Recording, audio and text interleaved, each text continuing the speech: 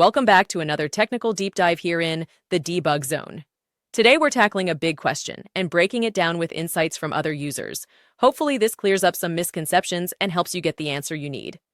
So buckle up, stay a little curious, and let's jump right in.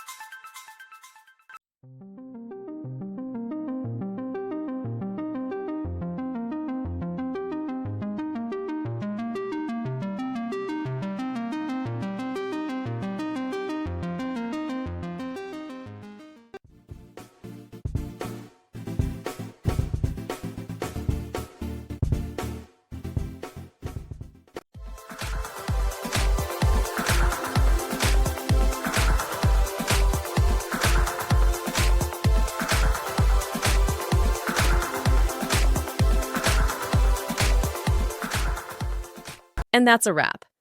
I hope you found the answer you were looking for. If you did, take a second to hit that subscribe button. It really helps out. And let me know in the comments which solution worked best for you. See you next time in the debug zone.